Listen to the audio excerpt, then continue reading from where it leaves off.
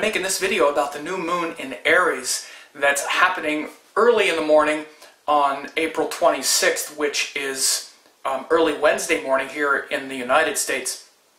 That new moon is in Aries, and it's in Ashwini Nakshatra.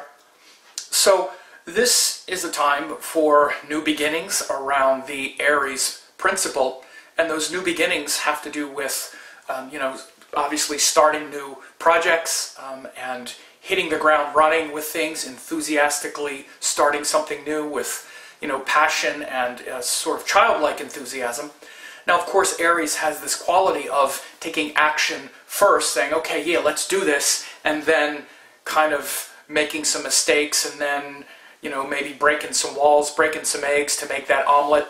Over time, through Aries lessons, we learn to be more calculating, learn to be more rational.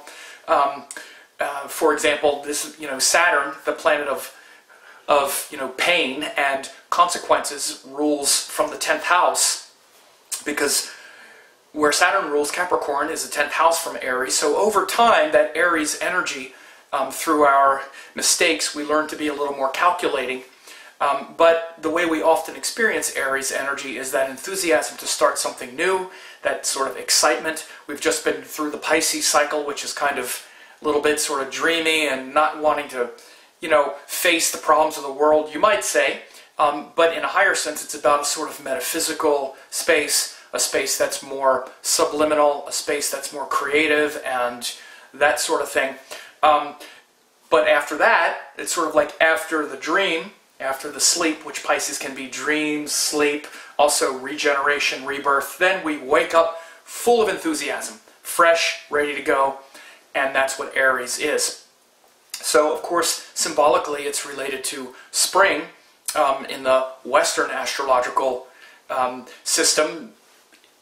Aries, the sign of Aries, is the first day of spring. This is the new moon where sun and moon come together in sidereal Aries. So it has that enthusiasm also of renewal and of, sort of courageous actions. Now, we always need to be careful in Aries not to just be focused on our own desires and goals and just, gimme, gimme, gimme, and sort of, things like impatience and, a lack of subtlety, a lack of nuance, a kind of, sort of narcissism, frankly, is the problem with Aries. This is why in a couple weeks we're going to have that full moon in Libra, which is opposite Aries, to bring that reflection back. So the new moons and the full moons work this way. And by the way, if you want to know how this Aries cycle and then the full moon in Libra will affect you, you can check that out, only 50 cents. You can become a member of my member site and also get daily forecasts, get these full and new moon forecasts based on your sign, because this is going to be different for every sign of the zodiac. And these lunation cycles, as they're called, affect all of us differently. Like if you're an Aquarius, then this new moon cycle, this 30-day cycle of Aries is starting, third house things for you, which is about, finding new ways of doing things, challenging your teachers, managing your desires, experimenting. If you're Scorpio, this is 6th house energy, which is about facing difficulties, the willingness to, show up and face the stresses and be humbled and be of service rather than trying to destroy your enemies, turning your enemies into allies. So it's a totally different 30-day cycle based on your rising sign. And by the way, this is how I live my life. I don't obsess over my chart. I don't look at my chart all the time. I notice what cycle are we in. Like I have Gemini rising, so we're going into the 11th house cycle. For me, it was just the 10th house. So I notice, okay, I'm starting this thing up 11th house, and then the full moon will be opposite in the 5th house, okay? So it's this axis. Every sign, this is how I use astrology in my daily life, and I have members, hundreds of members off and on over the years, but now there's about 100 current members who get these forecasts and get these things every day, and they stay up with the current rhythms, because these are the things that really change our life and that show the, karmic cycles unfolding for us in real time. So this Aries cycle, we all experience that enthusiasm and that passion and that impatience. We all experience it in a different way based on our rising sign. And that's why these forecasts, and that's why it's important to stay up specifically of what it means to you. So in addition, now this this new moon is going to be in Ashwini Nakshatra. As I said, Ashwini is related to the two horses, and those two horses are full of power. It's the first nakshatra in the zodiac, because Aries is the beginning point, and so the first 12 degrees 30 seconds is Ashwini, and it's where the zodiac starts off running, two horses pulling you forward. And so that's a symbol of energy, you know, and prana and breath moving, and that vitality. And of course those things can benefit us physically. They can also deplete us physically if we're not careful. Those horses can be running in the same direction, like when you see on a horse-drawn carriage, or even like a chariot. You know, they used to race chariots. Often there were two horses. But what they would do is they would yoke the horses. They would join the horses, like something would go over the shoulder and hold the horses so that they had to pull in the same direction. Otherwise, if you just have two horses, one might run that way, one might run that way. Very important concept. So things like yoga is very important in this new moon, because we want to get that energy moving forward. We want to join, we want to yoke those two horses together. And if we do, then we can move forward very quickly. And you know, horses are related to prana and breath and momentum and speed and power. But again, all of those things can also deplete our energy. One of the problems with Aries is they can, again, just be very impulsive. You can see that shown in the nakshatra of Ashwini. They can do this thing and then, that didn't work, I'll do this now. Just kind of gyrating based on excitement and sort of, sort of passion and drama and sort of, confrontation and challenges that don't really move them forward.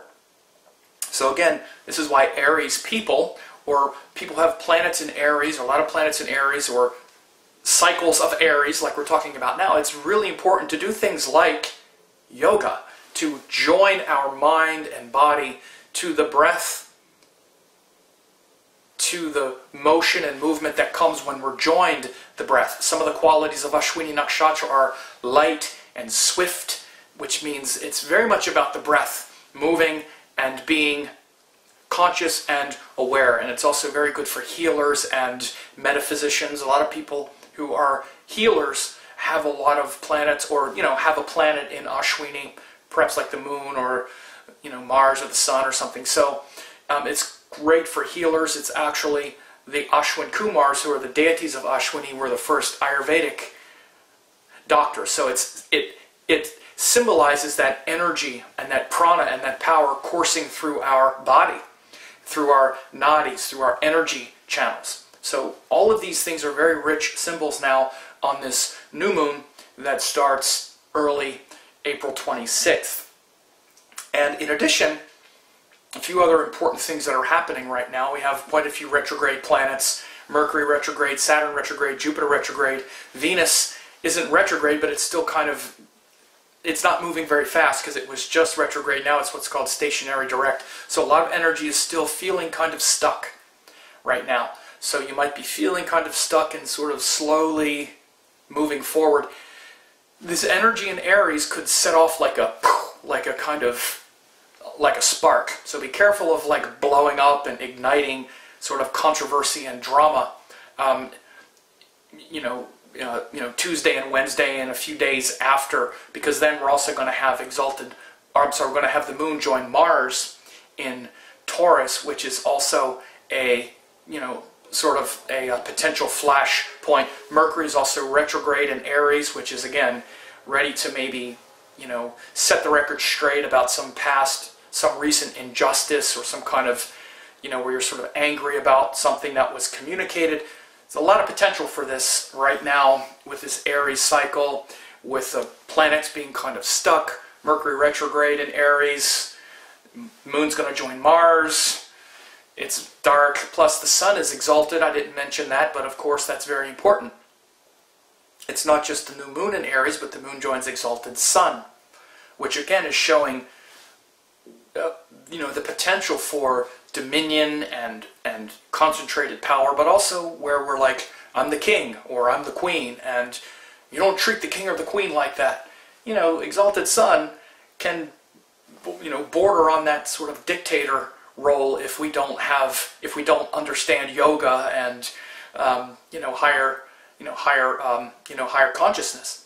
So these are some things that we want to be aware of as we move forward. So there's also Venus is still exalted in Pisces, which is still bringing that creative, that desire to be aligned with other people harmoniously and to experience joy, and maybe still reflecting and noticing how well you're treated or mistreated or whatever. And Jupiter is still in Virgo, which brings a lot of detailed awareness relative to your teachers and your teachings. It's good to really land your teachings in practical, methodical routines and rituals. So these are all important things for this new moon in Aries in Ashwini Nakshatra. Happens at about 5 o'clock a.m. Pacific time on Wednesday morning. That's when it's going to be exact. So Tuesday and Wednesday, the moon is going to be dark. Even after the 5 a.m. on Wednesday, the moon is still very dark. That's when the new moon actually begins, after the exact conjunction. So another auspicious day is coming in a few days after that, called Akshaya Tritiya, which I'll talk about. But for now, this new moon in Aries is important. And again, I really recommend for 50 cents that you try the member site if you're not a member, and see how this Aries cycle will work for you. Because again, Aries falls in the 5th house from Sagittarius. It falls in the 10th house from Cancer. It falls in the 4th house from Capricorn. These are all different. So based on your Vedic rising sign, you're going to be experiencing this cycle completely different than anyone else. And it is very important. A person doesn't need to do your whole chart to be able to see, regardless of your chart and your nature, this is the main focus of your energy for the next 30 days. This is a great way to use astrology. It's how I use astrology. We tend to focus on, well, look at my chart and evaluate every planet and look at every single thing.